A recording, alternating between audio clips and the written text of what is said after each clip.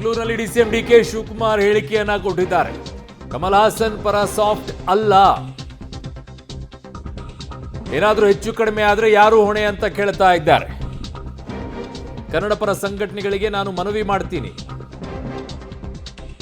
ಪ್ರತಿಭಟನೆ ವಿಕೋಪಕ್ಕೆ ಹೋಗಬಾರದು ಅನ್ನುವಂತ ಮಾತನ್ನ ಉಪಮುಖ್ಯಮಂತ್ರಿಗಳು ಆಡ್ತಾ ಇದ್ದಾರೆ.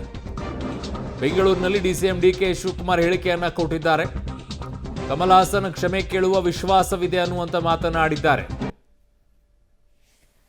ಅಭಿಪ್ರಾಯವನ್ನು ಪಟ್ಟಿದ್ದಾರೆ.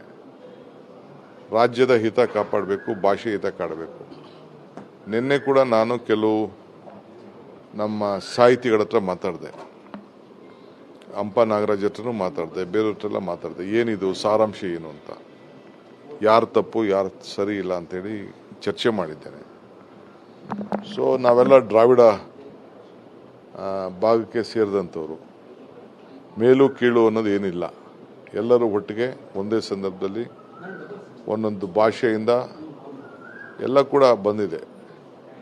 ನಾವು ಭಾಷೆ ಮಾತಾಡ್ಬೇಕಾದ್ರೆ ತೆಲುಗುದು ಕೆಲವು ಅಕ್ಷರಗಳು ಕಾಣ್ತದೆ, ತಮಿಳು ಮಾತಾಡ್ಬೇಕಾದ್ರೆ ಕೆಲವು ಅಕ್ಷರಗಳು ಬರ್ತದೆ, ಮಲಯಾಳಿ ಮಾತಾಡ್ಬೇಕಾದ್ರೆ ಬರ್ತದೆ, ಕನ್ನಡ ಮಾಡ್ತದೆ.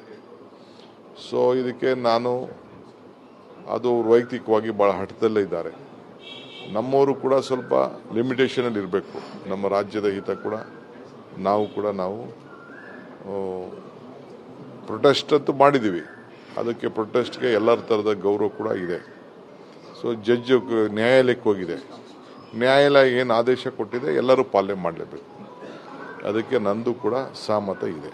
ಅಂದರೆ ಪ್ರಹ್ಲಾದ್ ಜೋಶಿ ಹೇಳ್ತಾರೆ, ಮಿತ್ರ ಪಕ್ಷ ಆಗಿರೋದ್ರಿಂದ ಇಲ್ಲಿ ಡಿ ಕೆ ಶಿವಕುಮಾರ್ ಮತ್ತೆ ಸಂಘಟನೆಗಳಿಗೆ ಎಚ್ಚರಿಕೆಯನ್ನು ಕೊಡುವಂಥ ಕೆಲಸ.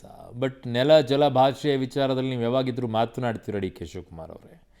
ಈ ಸ್ಟ್ಯಾಂಡನ್ನು ನಿಮ್ಮ ಪಕ್ಷದಲ್ಲಿರುವಂಥ ನಾಯಕರುಗಳಿಗೆ ಕ್ಲಿಯರ್ ಕಟ್ಟಾಗಿ ಕೊಡಬೇಕು.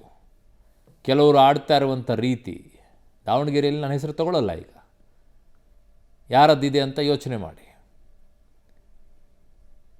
ಈ ಮನಸ್ಥಿತಿಗಳನ್ನು ಹೋಗಿಸ್ಬೇಕು. ಈ ರಾಜ್ಯದಲ್ಲಿ ಒಂದು ಸ್ಟ್ಯಾಂಡ್ ಬರಬೇಕು. ನೆಲ ಜಲ ಭಾಷೆಯ ವಿಚಾರದಲ್ಲಿ ಗಟ್ಟಿಯಾಗಿ ನಿಲುವು ತೆಗೆದುಕೊಳ್ಬೇಕು.